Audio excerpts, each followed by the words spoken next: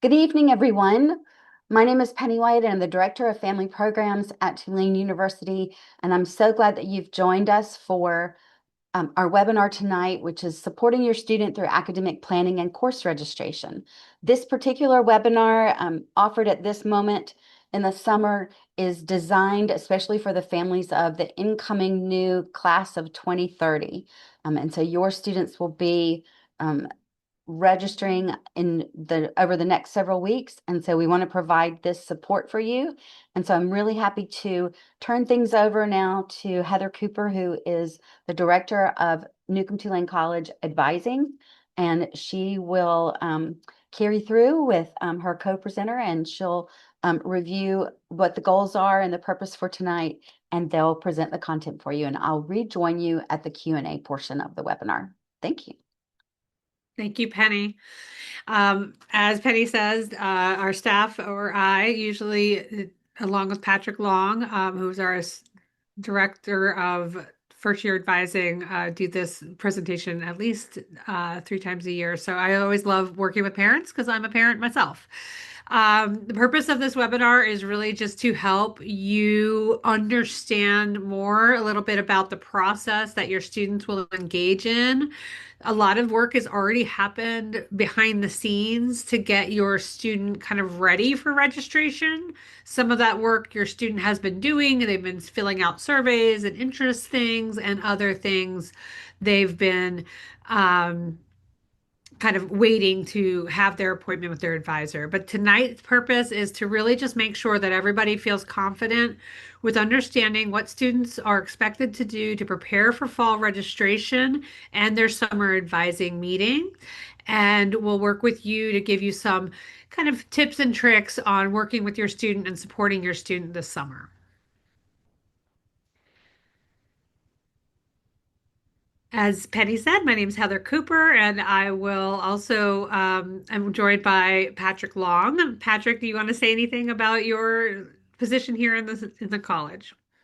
Not too much. I oversee the first year advising team, which is a team of advisors that all of your students are going to be working with within their first year at Tulane. Thank you.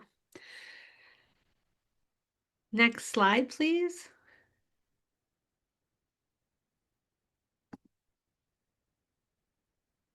All right. So tonight we're going to go over what advising is at Tulane. Our office represents one piece of the advising puzzle on campus, but we are the centralized office and the first onboarding ramp for your students. We'll talk a little bit about what our core curriculum requirements are for students as they think about things that might help them navigate their registration choices this summer. We'll talk a little bit about what the normal kind of typical first semester schedule looks like and feels like, and what things to look for and what pitfalls to avoid. We'll give a registration overview. Registration, like I said earlier, is a multi-step process with lots of moving parts for our office. This is our peak time of year, or at least one of them. So I want to make sure everyone on the call understands how that works here in this moment for our incoming students. We'll talk a little bit about summer appointments and how we're running those appointments, steps on how to support your student, and we'll share some resources that are good resources both for you or your student as they navigate this process. And on the next slide, I'll let Patrick, would you like to explain our advising model? Yeah, jump on in. So our advising model at Tulane is a little different compared to some other universities. So we have a fairly large team that works with students from start to finish, but we also have some sub teams mixed in. So all students, when they are admitted into the university, by the end of June, will be assigned to an advisor on the first year advising team. We are more focused on their transition academically onto campus, a little bit more cross-trained with some of those support resources that they'll need to engage with in their first year.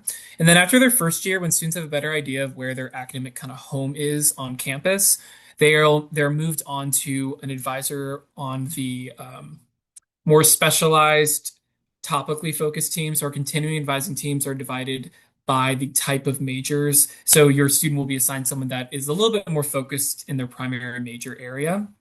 But we're only one of many offices on campus. So we're a general office. Our role is mainly over the core curriculum, their progress towards graduation. We're also a really good starting point for a lot of conversations in advising. Some other types of advising support your students are going to have access to throughout their 4 years. Major advising within the departments, once a student declares, which they can do as soon as they set foot on campus, but ideally by the beginning, midpoint of sophomore year. They'll have a departmental advisor assigned that has more authority over, what can and cannot count for that major. We also have a subset of college advising that are pre-professional advisors, mainly working with students pre-health, pre-law are the kind of main buckets. But those are another set of advisors that can support students who are interested in those pre-professional goals. There's also another office within NTC for fellowship advising, specifically students interested in competitive national and international fellowships and scholarships. So think things like Rhodes, Truman, Fulbright, things your students would be doing like right after Tulane. Also, our NTC has study abroad advisors, and then we also have similar roles. We have career coaches and success coaches. So there are a lot of people on campus that cover different topics. I always like to tell students that your college first year advisor is your first touch point with the institution. We're a really great referral system. So if your student is not sure where to go, I always tell them their best starting point is with our office. And if it's something that is better suited for another advising wing on campus, we will help your student get connected to that office. Thank you.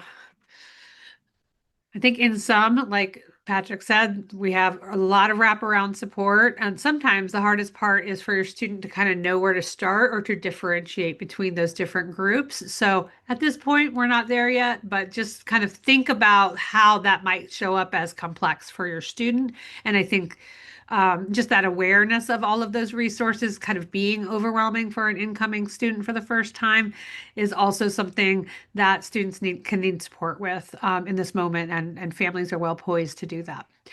So a lot of people want to know at this moment kind of what's required, what's the core curriculum at Tulane. Some schools call this their general ed requirements. Tulane is very focused, and Newcomb Tulane College, which Patrick and I represent, is very focused on making sure that this is the academic home for all undergraduate students who are full-time residential students. And the core curriculum is meant to be built so that it can be very flexible in that it reaches into lots of different academic areas. It's to make sure that every student who leaves Tulane as a global citizen with a wide breadth of knowledge about different areas of study on campus and certain levels of reading, writing, and proficiency in language, and also have contributed through that core curriculum a level of service to the local community. So the way that we always present our core curriculum is as a kind of on-ramp to exploring lots of different majors. Even if your student is very decided on their major, the core curriculum is going to push them outside their comfort zone. I always like to bring the example of math into the play. Math is a really great major. It's got 10 classes, and most students take 5 classes per semester. Pardon the pun, but if you do the math on that, you'll know that students will need some level of other classes to round out their math study, right? So we often, as advisors, will pull from the core curriculum to make sure that students are remembering these are the things on the table that also need to be addressed. They don't all need to be addressed in the first semester. They don't all need to be addressed in the first year. And some people will finish things on the core curriculum list simply by doing what they already like. My math majors don't need to take a lot of extra math classes, but they might have to take a couple extra history classes to fulfill their requirements in those areas.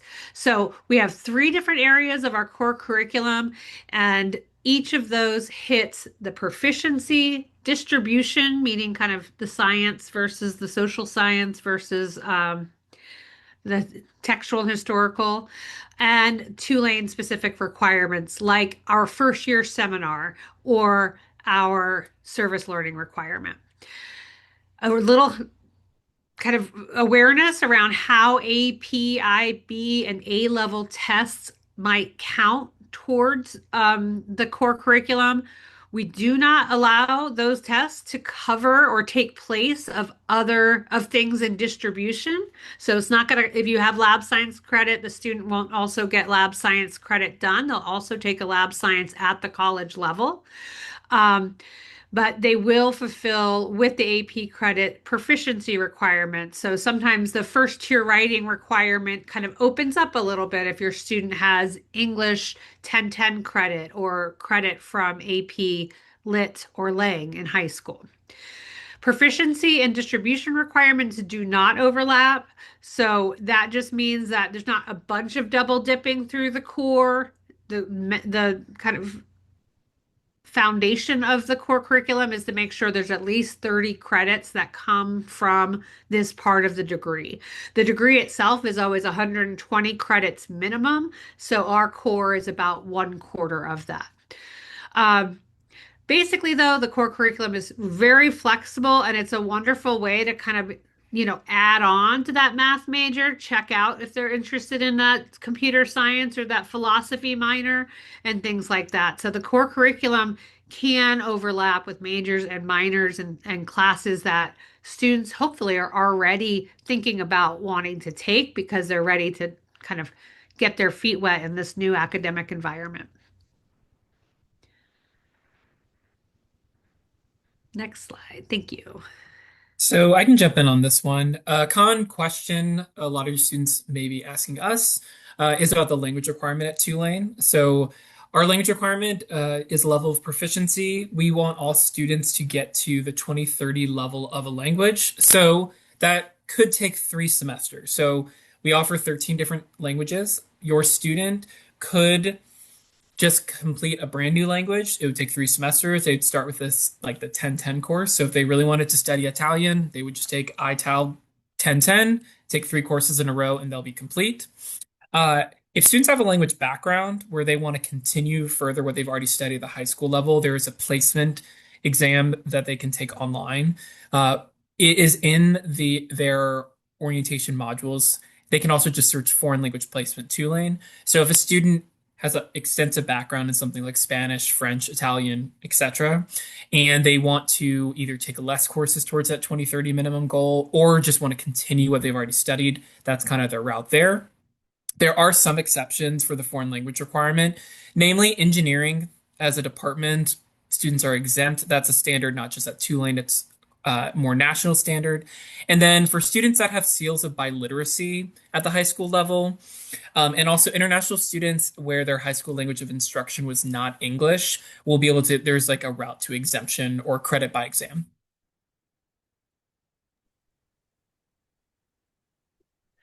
So the typical first semester schedule is meant to cover some different requirements, of course, but it's really also meant to be balanced amongst the students' interest, which is kind of what I was talking about with the core curriculum. We want to make sure balance is kind of first and foremost. And I really bring this up for the parent meetings, especially or family meetings, because I think that um, while we want to push really hard to get a lot done, we also want to be careful in that first semester of college when there's a lot of transition happening, especially if your students kind of moving far away, or even my local students who are transitioning to being on campus. Finding that balance, that's going to be different for everyone. It might be a time balance, it might be a spacing balance, it might be a skill balance, or it might be a class size balance. But all of those things are things that we'll ask them to be thinking about during our summer process. That said, it is your student and likely you in conversation with your student that will make the final decision as to what that means to them. So this is a good, just something I like to put up early and often. Most students thinking about that 120 credits to graduation and the goal of doing this in 4 academic years or 8 semesters, we usually like to see students in anywhere from 15 to 17 credits, which usually equates to 4 to 5 academic classes. We run a 3 credit lecture system, meaning most of our classes are 3 credits, but there are lab sciences or foreign language classes and other classes that have a fourth section that meets weekly that brings us to 4 credits. So the math on what number of credits isn't always just like, oh, well, you're in too many classes. Sometimes it's really the chem class and the chem lab and the math class and the math lab and the Spanish class and the little Spanish lab. Like it looks like 6 classes, but really that's 3 classes and that's 12 credits, right? So you'll know what I'm talking about when you look at it with your student, but generally, that's what we're going for. There are going to be some roadblocks. Students have classes that they might be interested in that have prerequisites that they haven't met yet. So we might steer them toward the prerequisite prior to joining the actual class. Some classes have co-requisites. The chemistry class with the lab, you can't join one without the other. You're not going to just join one this semester and take the other next semester. Co-requisites are required for specific courses, and it's important for students to kind of read the fine print once they're in the scheduling system. Um, we hope that part of the balance really does take your major interests or students' major interests and their minor interests and builds a little bit of the core into their first semester.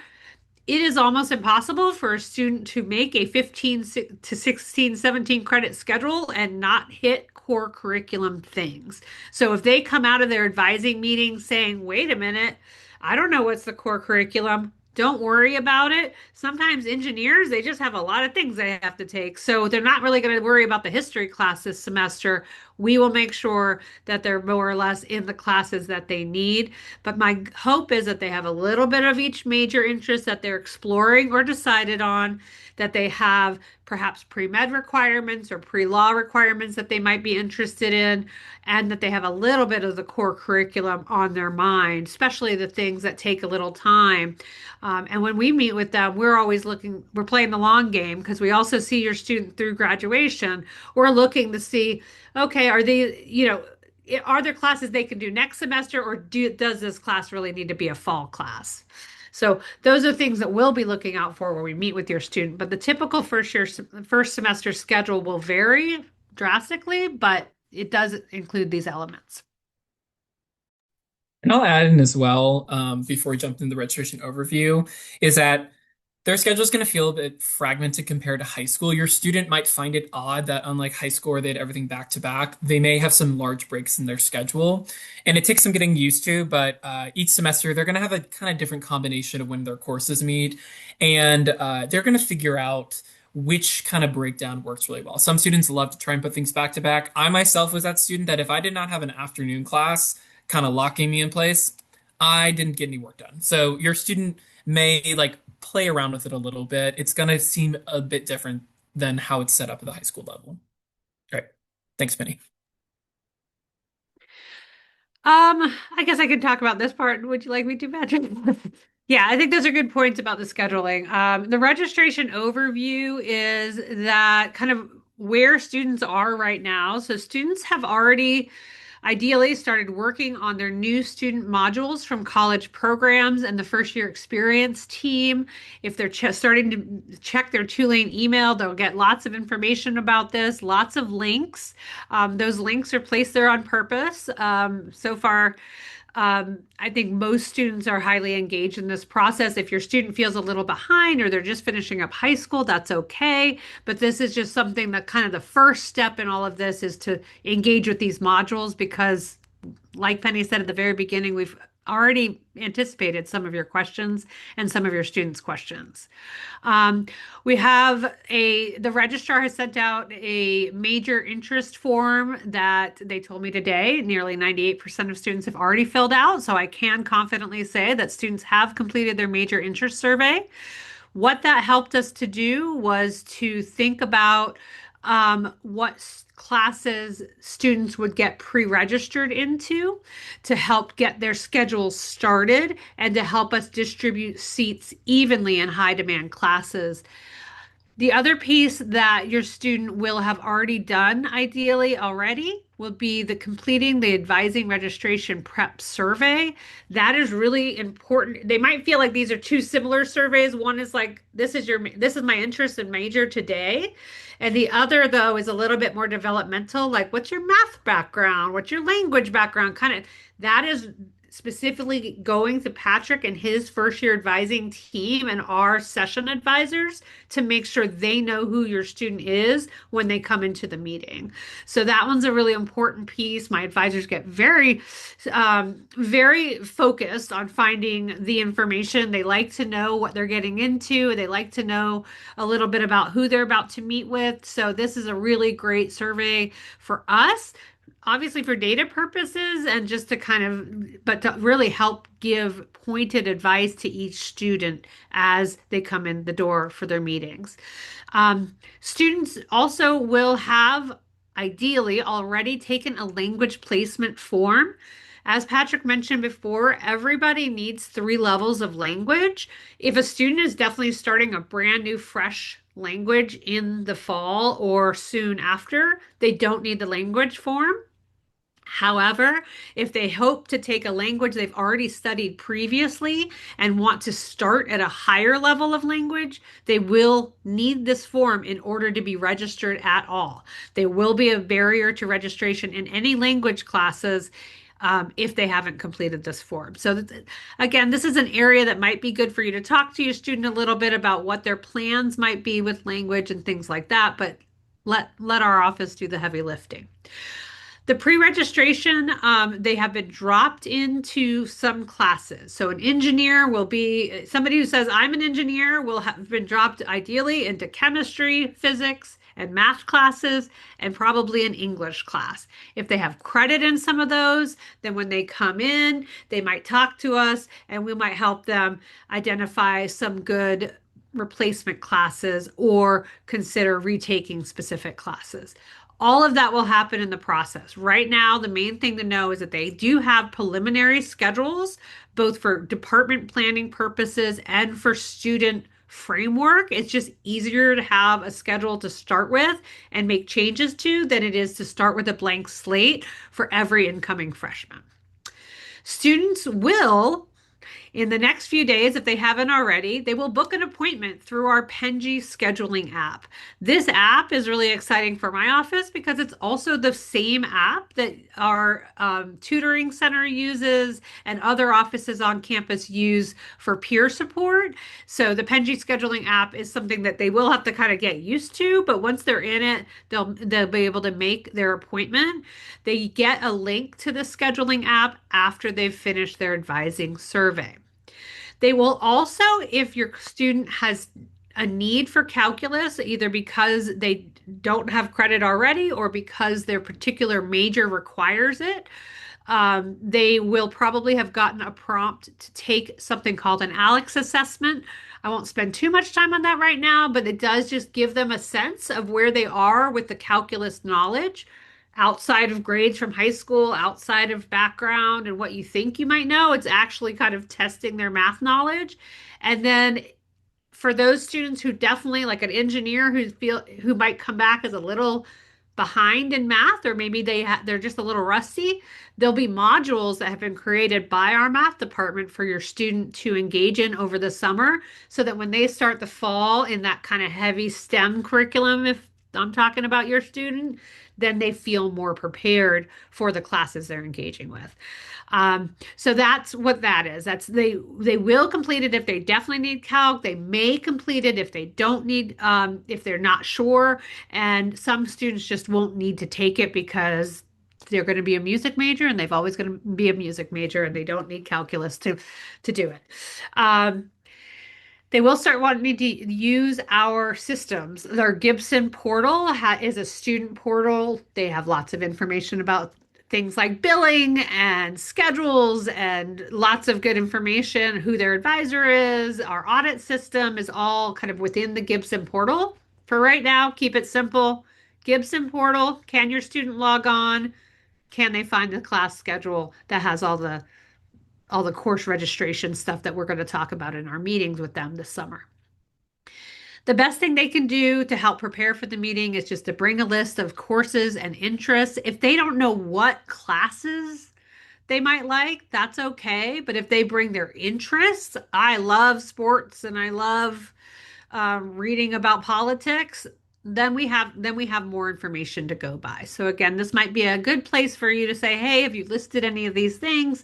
Have you thought a little bit about what this is? I know you're really busy, but your advisor is going to be able to give you better information if you give them some information about who you are. And then they're going to meet with our team in individual meetings. Now, when I say individual meetings, I do not mean one-on-one meetings, but the next slide will explain a little bit about what things look like in the meeting and prior. These are all things I've already mentioned. So, Patrick, I think I'm just going to fly through this one really quick. The main thing before the appointment is that your student books the appointment. They finish the registration prep survey. They give about at least 90 minutes to scheduling that appointment time. We offer appointments at 10 o'clock or 2 o'clock every day, all summer. So ideally, one of those two will work for your student. Attendance is required in order for us to open the hold that your student currently has that's prohibiting them from accessing registration on their own. So we individually open each registration as we meet with students.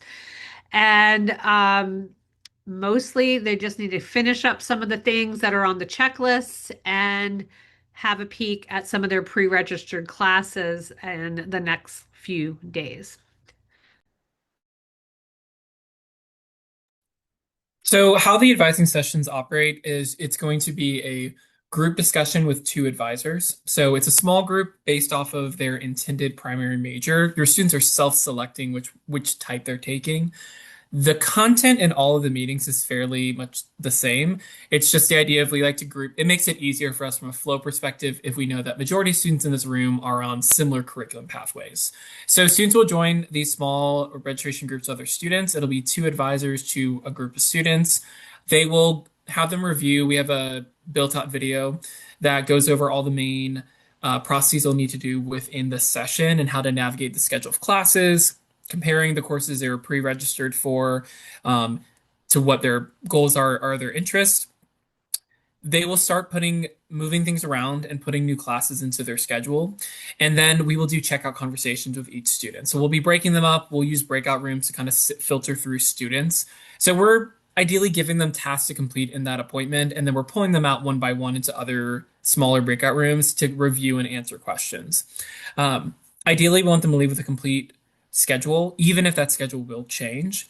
So it's going to stay open after the meeting. So my goal is always that students leave with at least ideally 12, I guess ideally would be like 15 to 17 credits. That includes a first year seminar course. I think it's also okay if a student really wants to think on things. So sometimes we're building a schedule and we have all the classes. We have one more class slot we need to fill, and your student might have a huge category they can sift through. They don't need to sit there in the meeting and sift through every single option for the aesthetic and creative arts requirement. So we'll give them some kind of next steps for how to review and make additional edits. But it's only the first time they get access to make initial changes. The hold is just a guarantee that we give important information to them as students. But it's okay if it changes. So I always like to tell students pre-registration kind of levels the playing field. The first advising session teaches you how to make changes and edits and gives us helpful information about your student. And then your students can continue to make changes through to the end of the second week of the fall semester. So as I mentioned before, registration is going to remain open. Students can continue to make adjustments throughout the summer. So your student, if they get more information, if they change their mind, students are kind of changing things at multiple points between June through all the way through mid-August. Students, if your students need one-on-one support, so they have follow-up questions, maybe in the meeting they had technical issues and couldn't make all the changes they wanted to make, every day throughout the month of June, we'll be offering leadership-run virtual advising drop-ins from 3 to 5 Central Time. We have a main landing page that students can access. So we have kind of the whole team support until mid-July, or I guess beginning of July, I should say, a little typo there. So there individually assigned advisors will be assigned by the end of June. Starting in July, they can just book follow-up meetings one-on-one with their advisor. So general flow right now is they've gotten some classes on their schedule. Your student's going to participate in a session to basically unlock their schedule so that they can get started making changes and adjustments. They'll have access to all the drop-in based resources throughout the entire month of June to continue to make like small changes and adjustments. And then they will know who their assigned first year advisor is by the end of the month. And that advisor will be, communicating with them about scheduling needs, different changes, and be available for more one-on-one conversations. Um, While it is a bit of a typo that it says you'll get your advisor assigned in mid-July, I was also buying us a little time if in full transparency. It takes a little time to make sure students are kind of properly distributed with our team. So anywhere between those first 2 weeks of July, we can expect some individual advising assignments. But that whole team approach is really important to me. It's really important that my whole team welcomes and knows incoming students. Certainly, Patrick and his team can individually meet with students a little later in the summer if individual meetings are needed to just kind of do some things. But just keep in mind that when your student gets here in the fall, that's the best time to do the really big picture planning. We are very focused right now on just getting students in what they need for that first semester and the questions that like relate to that. All right. Pre-matriculation. What does that mean? That's a big word. I actually didn't learn it until I moved into higher ed about 13 years ago. But pre-matriculation credit is all the credit that the student brings with them before they sent in their Tulane deposit. So AP, IP level, IB levels at Tulane are specific. IB credits require a higher level test at usually a 6 or higher on the IB testing. AP credits usually don't post to Tulane records unless a student has earned a 4 or higher in that particular test. So some state schools accept threes, but Tulane only accepts fours or higher. It's important to have your student go to the College Board website or the reporting agency and make sure they have all credits reported from all years. If the student didn't earn credit, the computer system will figure it out and they'll post it and they'll post the credit they have and it won't post the credit they don't have. So they don't need to sit there and pick and choose and only send certain things. The one exception to that would be pre-matriculation for students who took a lot of dual enrollment credit or credit that was counted on their high school transcript and that students also have a college transcript for. There are many, many of these programs across the United States, and they offer all sorts of varying levels of credit. For our purposes, the main policy that I like to just mention right now is that all dual enrollment credit is capped at 15 credits that can count toward a student's Tulane record. So it might be a situation where a student needs to review all of the credits that they might have from a dual enrollment program and then actually pick and choose which ones they need to count towards the curriculum that will be most effective and efficient for them at Tulane. But the main thing we're talking about here is how to get it all started. So with dual enrollment, the main thing that's going to happen is that a student will navigate to this website on our advising page under resources and transfer credit and scroll all the way to the bottom where it says pre-matriculation credit. They'll click on the form and they will upload the information about the courses they took. And they will need to include some version of a syllabus in most cases as well. So have your student fill out that form. That is helpful to have when we meet with them. It is not an emergency if the process is not complete when we meet with them, but any course that your student thinks I think I'm going to have to take chemistry, but I already have chemistry credit, for example. They should say that to the advisor and just make it perfectly clear that they might have a duplicate credit. We can't give credit to students twice in any case or in any cases. So it's really important for students to bring that up. And make sure that they're looking for any classes that, wait a minute, I think I already took this, didn't I? Or don't I have credit for this? Those are conversations we want to have with them. So just have them kind of think about those pieces if they're bringing in a lot of this type of credit, it can get a little complex. If this doesn't apply to your student, don't worry about it. But we do have a transfer credit specialist that can work with your student to get credits evaluated and things like that. So this form, getting it filled out now will be a lot easier if they wait until the fall. There's actually a little bit more legwork that the student will be expected to do. So it is in their best interest to kind of get the help from the transfer credit specialist this summer while we have time to look at all of the records. Thank you. Something I'll add in as well, Heather, about the dual Yep. enrollment, just categorically. So some students may have classes. Dual enrollment is specific to courses that show up on both a high school transcript and a college transcript, and that's where that 15 credit limitation exists. However, sometimes students have just taken classes on their own independently. I've had plenty of students who just take some dual enrollment courses in their high school and then on their own go and take classes at a community college or university. Courses that are independent of the high school experience are not factored into that 15 credits. I always tell people, like Heather said before, send us everything, and then we'll help the student navigate like what fits into what policy limitations and what is in their best interest towards their degree progression. All right. I think next slide, please. Heather, do you want to take this one? Sure. From parent to parent, I actually have a rising senior right now, so I will be in your boat next year. I'll look forward to your webinars on how to support high school boys who don't want to talk about college. Um, how can you support your student? Let's see.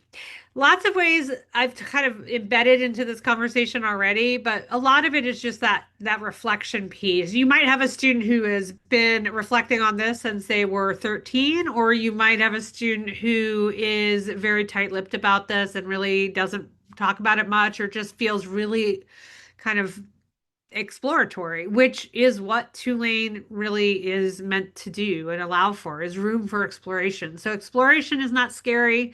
We just really recommend that you help your student to reflect on what classes they might enjoy and what they would excel in, and then balancing that with classes that might challenge them.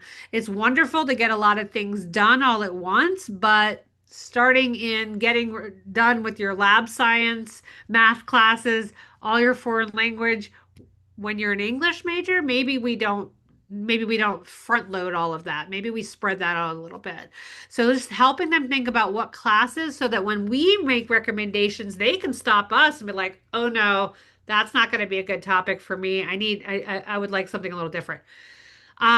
So helping your student just have that reflection so they're ready to talk to us a little bit more will be really helpful for the meetings.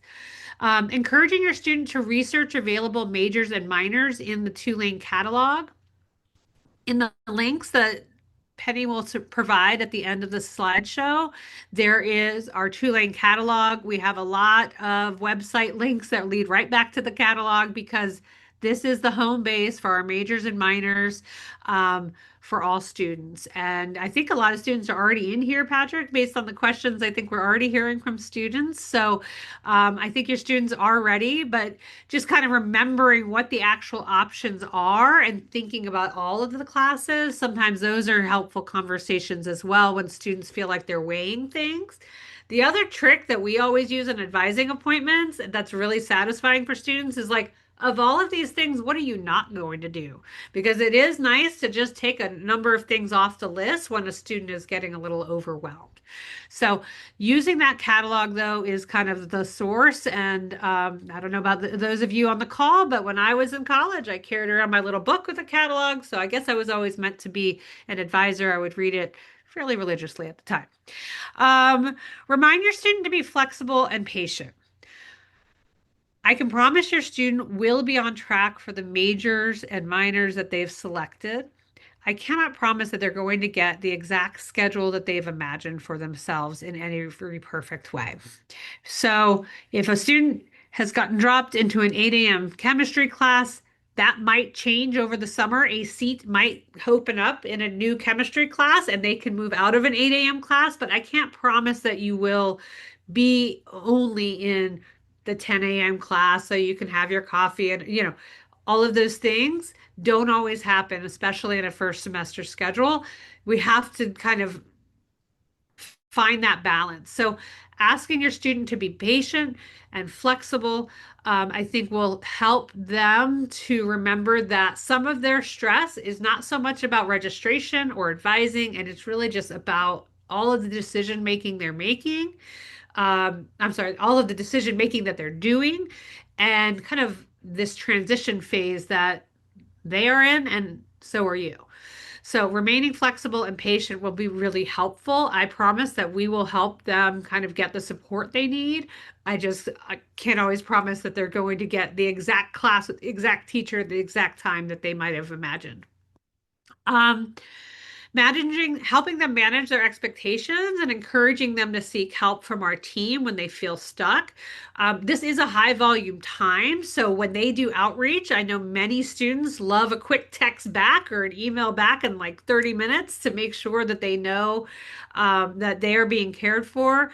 Let them know that sometimes it'll take a few days, business days, to get back to you, or especially if it's a complex question. But certainly, we have no intention of leaving them hanging in their stress. We'll always get back to them as soon as we can. I don't remember if I wrote this in one of the next slides, but I should also mention we do have virtual advising throughout the summer as well that will offer certainly during June from 3 to 5 p.m. Central Time every day. And our leadership team, Patrick and I, will be sharing shifts on that and we'll be able to talk to them as well. So either emailing our advising at Tulane office, dropping in virtual advising, all of that can be done. But I would encourage your student to really trust the process, start with the steps that we've shared tonight, and then go to the appointment. And then after that, once they kind of see how this is all done, see how the sausage is made, so to speak, then they can kind of think about what do I really need to ask the advising office so that I can make sure that I'm not just like, I need help with everything when actually the information is in front of me. Um, I just I just got nervous. Um, Long term, having conversations with your student about what their larger plans are, maybe in upcoming summers that might have expenses like summer school or study abroad, internships. Those are not all conversations you need to have this summer, but those will be pieces of the advising picture over time. Patrick, is there anything else you'd like to add? Not too much. I think the hardest challenge I think for families in supporting their students is navigating that the transition both their students going through into adulthood, but also navigating like what support looks like for the family. I think it's always in the student's best interest to be in the driver's seat of these kind of decisions and advocating for themselves and reaching out to offices. We're all kind of stakeholders to support your student. I think the best thing that families can do is be informed and then really encourage students to kind of take ownership of any sort of like advocacy and outreach and information gathering. I always like to tell people that there are a lot of resources on campus. Like I said before, if they're not sure where to start, our team is a really good starting point for figuring out like where can they find information, where can they get more support if needed.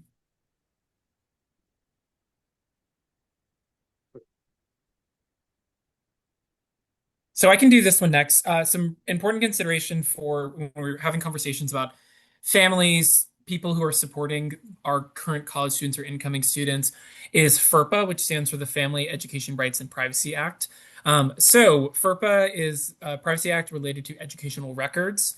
So what's new at the college level is that students as adults mostly uh, are fully in charge of their educational records. So external audiences are not given access to those. And we as staff members cannot answer student specific questions. So if someone calls our office, if they tell me, I'm curious about the finance major, I can answer those basic questions they have for me, but I can't go in the system and look up, oh, I see your student's a finance major and is taking accounting. So students have to name individuals over 18 years old that may have access to any academic, financial, or other records. So when students get to campus, they can complete a FERPA release form. So if they think it's really in their best interests and they would like to share things with external audiences, students can file a form with our office, with case management / student affairs, financial aid to share that out. Um, at the moment, I would say for most families, discuss FERPA with your student. Like, how involved informationally they think you should be in their overall experience. Support them in completing that release from the office where you might need to get information from directly. This comes up mainly in things like financial aid and housing and advising. And then, really important here is to let the student guide or facilitate the process. I like to tell students that even if there is a FERPA on a release on file, that allows me to answer questions for the listed external audiences if I'm queried. But my goal is always that things should be routed through the student. So if an external family member reaches out and there's a FERPA on file, I can answer that question, but I'm going to always be copying the student because they should always kind of be in the driver's seat because they're the one who are, going to take these chemistry exams and cross that stage of graduation. So our goal here is to make sure that we're following the federal privacy laws, both to follow the legal aspect of it, but also to ensure students are both supported but also respected. Um, and another disclaimer I'll add sometimes because at the K-12 level, you might be used to there being some sort of parent portal. FERPA does not create a secondary like technology portal for families or external audiences to access. It just allows us to share information if we are asked. So just keep in mind when it comes to like transcripts, that kind of stuff, that sort of information, your student is still the one that holds kind of the keys to it. We can just answer more specific questions if they come up. Anything you'd want to add to that, Heather? No, I think that covers it for now. And I think if your student, you and this, if this is important to you and your student to kind of make sure that you are actively engaged, it needs to be a conversation that you would have, which is why we bring it up in this particular setting. It's Mhm. important for families to decide how that information needs to flow between the family themselves and the student.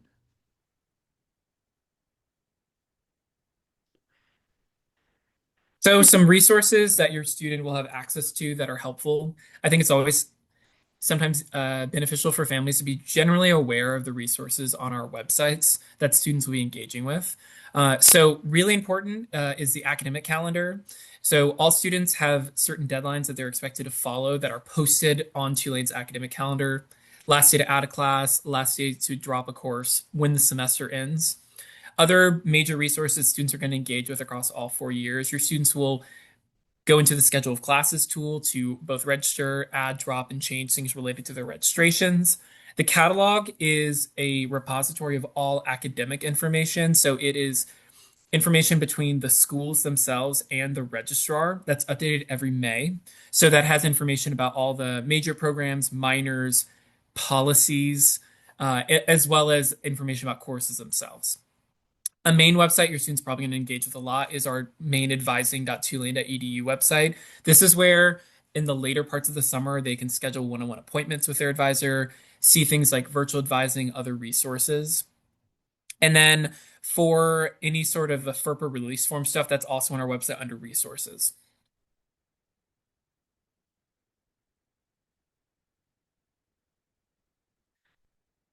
All right, Penny, I think it's time for you to jump in Yes. and tell us what to So, do. yes, so now is the time that you can submit your questions. Um, and I will just mention that I know I bring this up with families um, later on as we're getting closer to that time, but it's also good to just be aware that students will also get midterm grades. And Mhm. that is a point in the semester. It's noted on the academic calendar each semester when that deadline is by which the professors have to post the grades. And that gives students an early indication of how they're doing in the class and what their progress is like. And that also happens before the last day to drop a class. So if they have enough courses, enough credit hours, if there's one class that maybe is just too challenging or the balance wasn't quite right and it might help to delay that course to a different semester or something, that's a conversation they could have with their advisor or make a decision about that. But it also just gives them an opportunity to course correct and reach out to the professor and find out if there's something else they need to be doing in terms of their approach to the class or extra support they can get or tutoring or other kinds of academic support they could engage to do that. And the good thing about those midterm grades too is they're not permanently recorded on their transcript.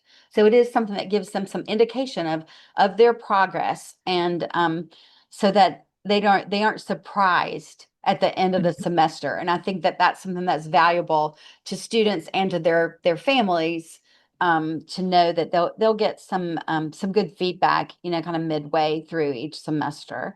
And so for parents to be aware of that, that's a time when students could use some extra encouragement when they're having a lot of midterms all in one week or something. And just to know that'll be a time you might want to check in and just see if they feel like sharing, how they're doing so far. They've gotten a midterm grade. So I'll just offer that little pro tip for you. Okay, so we're going to start going through some questions. I'm going to look through these and pitch them to Heather and Patrick. So um, the first question is, how many credits hours are most courses? Most courses are 3 or 4 credits. You would never, I, I think the only exception to 3 or 4 credits would be our Intro to Architecture studio class. That is a full 6 credit class. But everything else is either 3 or 4 credits. Okay, so the next, I'll kind of combine a couple of questions. Okay. Um, is there an advantage to having an advising meeting earlier on? Will there be more spaces in the courses early on?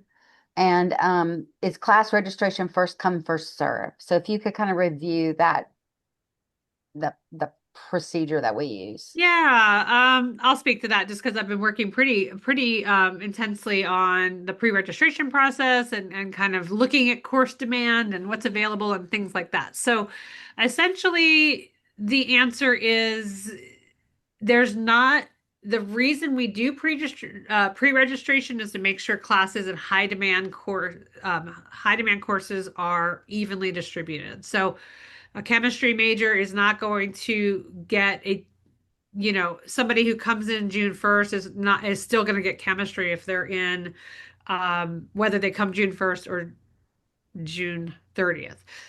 Some classes will actually open up as students evaluate their schedules and say, you know what, I already have credit for that, or I don't need that, or that looks terrible. I can't do that. Let's find a replacement. So those kind of things will actually open up a little bit after June 1st. Our meetings begin June 1st, and I usually find that um, more seats kind of open up as students kind of start opening their schedules and making changes. I feel like you asked another part of that question, Penny, that I didn't get to.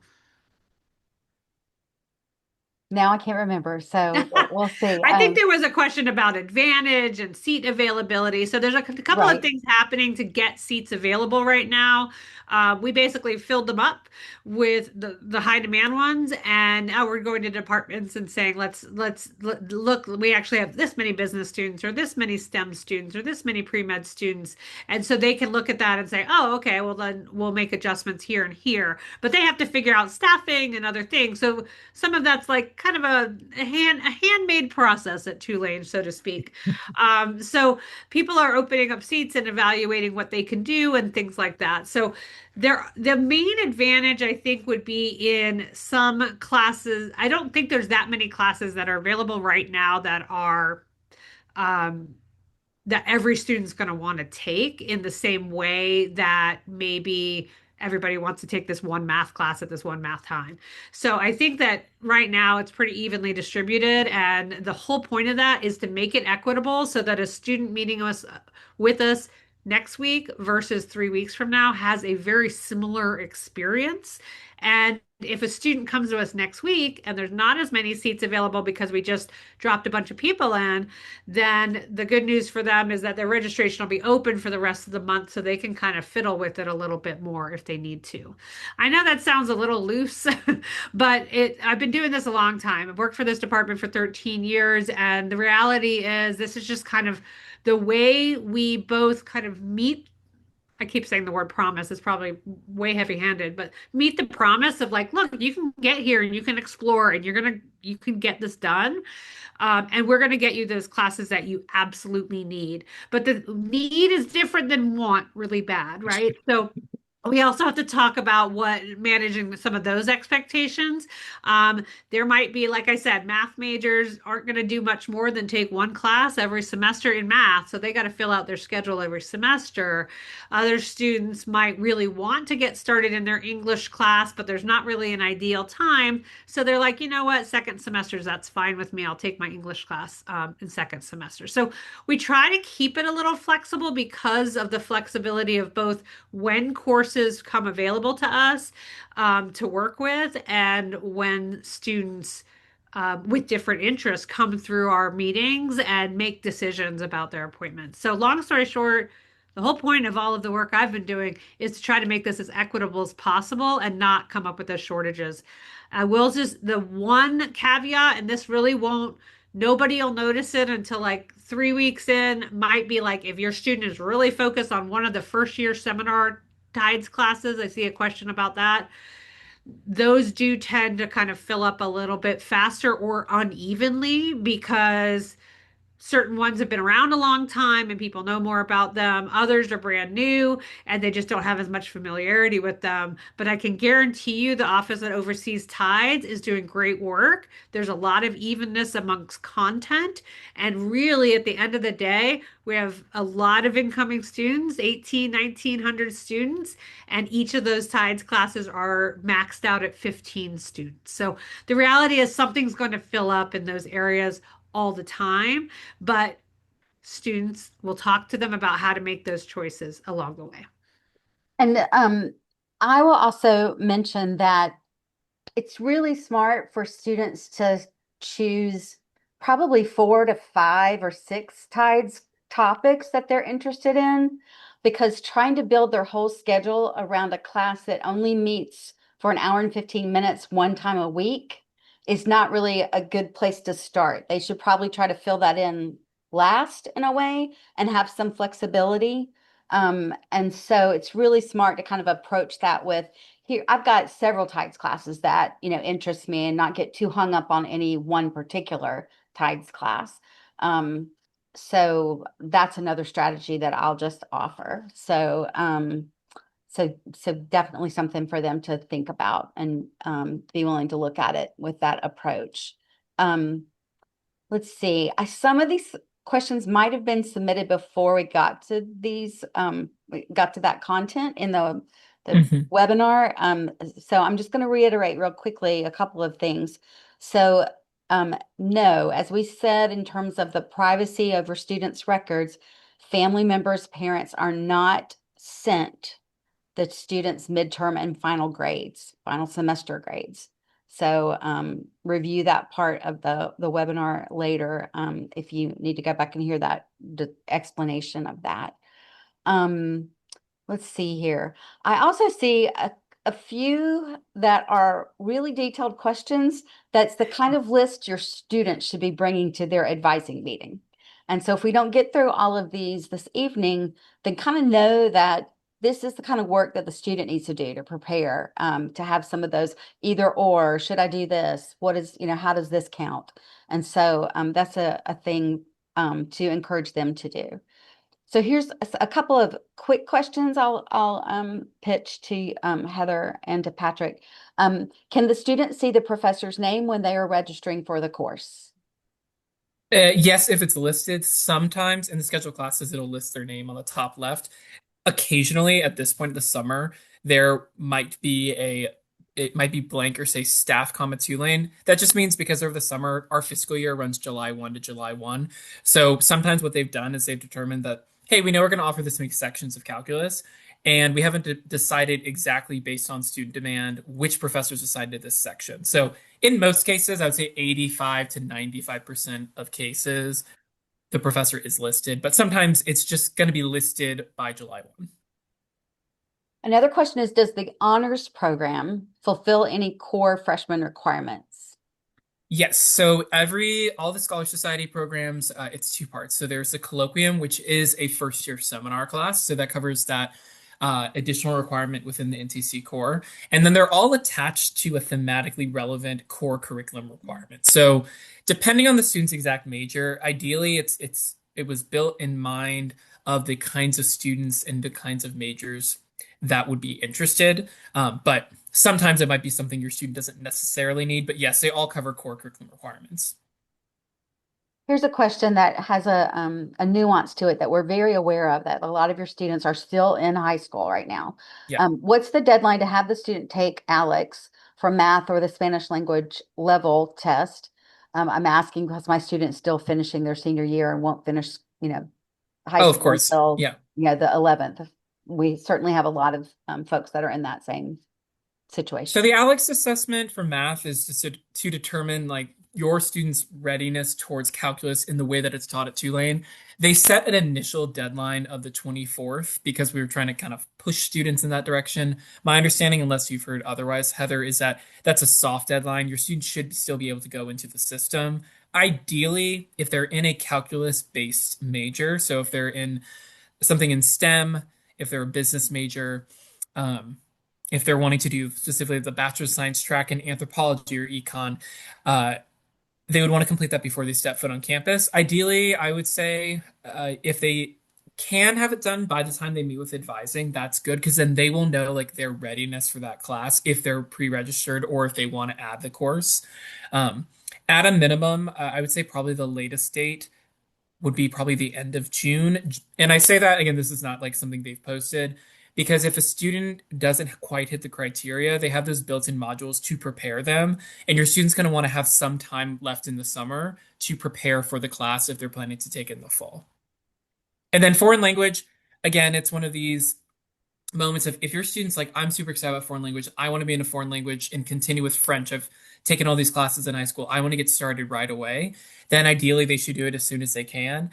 However, it sticks to their record. So if a student places into a higher level of Spanish, but maybe their first semester they want to focus on other things, the goal really would be just to, while it's fresh, sometime between now, graduation, and over the summer, complete the foreign language placement. That one, it's more timely if it's a high priority for the student involved. But if your student is just completing the task, ideally just some point this summer while it's still fresh. So we're a little bit over time, so we're going to take a few more minutes to just try to hit some questions that there might be general applicable, generally applicable to several people. So one, I will say a good support is that we're having a webinar next week on our student accessibility. So a question is, with a student who had accommodations at the high school level for ADHD or executive functioning, is there extra support during this transitioning process? So I would strongly encourage you to register for our webinar next week that is called student accessibility. Our director of the Goldman Center for Student Accessibility will be the panelist presenting that information. It's really great information and will explain how those accommodations are managed at the university level and what's different between what takes place in the K through 12 versus university and college level, and what kind of support exists at Tulane and how that's all managed, and how your student can submit their application for accommodations, and that it's really important to try to do that as soon as possible to allow the staff time to review everything. So please check into that when I send and that the remaining webinars are on the family programs website at families.tulane.edu. Look under the communications tab and look for webinars, and you'll see that. So I think that one question that I think it might be a good one to land on here is, how similar is the second semester registration to that of the first semester this first time here? Are there pre-registration schedules, advisor holds, et cetera, or is the process more similar to future years?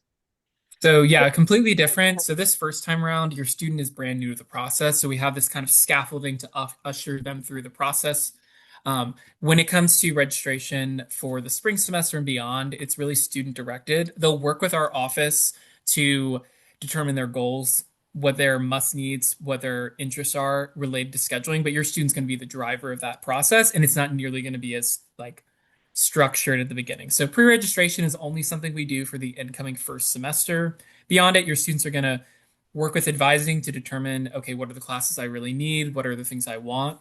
And then when they get to registration, from for the spring semester and beyond, they'll be the ones going in and clicking the buttons. They won't have to meet with an advisor to submit like they do for this first attempt, but they'll have a lot of resources available to them from our office in order to help guide them through that process.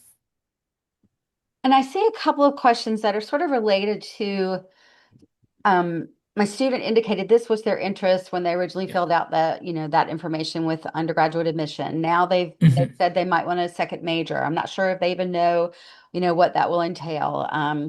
Here's where they are now, but they may want to do something different. I think it would just bear repeating that the advisors work with the students. They're not locked into anything if they even are pre-registered for certain courses based on what they were interested in originally. There's flexibility, but it's a starting point that you all will, work with them about. And there's a lot that is just baked into the way that Tulane organizes things through its undergraduate college to allow students to be able to double major, even in things that are from two different schools, different academic schools and stuff. So they're going to learn more about that. And I don't want any parents to feel like they could make a huge mistake at this point, this early point, that they're going to get guidance. There's going to be flexibility. There's ways down the road that they can pursue new interests or pick back up on things. And so this first time is really, it's important, but it's not something that will lend itself to like huge mistakes that can't be corrected or built upon. And so I think that you all would, if you'll add some more Can information I, to that. yeah, can I just add, I think, and this is just kind of picking up on some of the other questions too. The way I think of it is like the first year experience, right? We have a first year experience office. The first year experience is that onboarding time and for exploration. Now, if your student's in a very has chosen a major that's very structured, we can always, I always prefer that they start with that and then we can kind of fit the less structured major around it. But I didn't expect that they would answer a survey in May of 2026 and have their life planned and be ready to go. So the whole point of Patrick and his team and the first year advising team, our first year experience office, the newsletters, kind of all that wraparound support is really to help students make those choices. They can make changes all summer as well. And once they are done with their first year experience and have a little bit more of a clear plan of what sophomore year to senior year looks like, they will continue to work with somebody on our team. It won't be from the first year team, it will be from one of our continuing teams. And they will also, as they declare their major, get a faculty or staff advisor in their school that they've actually kind of decided on. So I think some of that flexing or leaning into the kind of school experience and what does it mean to be a major in this, especially business. I find businesses, a lot of the prereqs are like in psych, in math, in econ. They're actually all over campus. Whereas second year for business is a little bit more focused on business classes. Engineering students might have an experience that starts at first year. Architects will certainly have an experience that starts earlier. So they will try those on, and if they don't like those, then they start developing pathways into other areas, like Penny said. So I'm really confident that once your student gets through the process, they'll feel better about it. There will still be questions, and I would actually be most concerned if your student didn't have questions as they enter into college for the first time. Well, I think that we should wrap up at this point. And just encourage you if you still had a burning question, it might be something to chat with your student about. Make sure they've got that on their list to talk with their academic advisor. If you still feel like you need a question answered, you can email advising@tulane.edu. And so we encourage you to do that if that feels necessary at this point. We are really grateful that you've joined us this evening and that you are wanting to partner with your student in helping them give them support for this new phase of their education that they're embarking on. So I'd like to thank Patrick and Heather for your time and attention and all of this good preparation that you've done for tonight's webinar. And just again encourage you to look at those additional webinars we'll have later this summer, and especially look into the one that we'll have next week about accommodations at the university level, if that seems like something your student has benefited from in the past or may want to pursue and investigate for their university experience. So Heather and Patrick, any final comments or thoughts you want to share? I guess the main thing is, Penny's going to share I think like last year, if you don't mind, Penny will share all the questions. And so we'll go through them. Like, no worries if like your specific question didn't get to. I think as long as you're cool with this, Penny, we'll go through and answer some questions as well. So folks that have done the webinar, I think Penny, last year you just like circulated our Yes. responses. Um, but yeah, I really appreciate all. I know this is a lot of information for your student to take in. I know as a family member and supporting, it's also a lot of stress that you're holding for your student and helping them navigate it. So we really appreciate you giving us kind of the trust to support your student, usher them through the process. And we hope to continue to kind of work there to support your student throughout their first year and beyond. So thank you so much, everyone. Have a great evening. Good night. Thanks, Penny. Good night.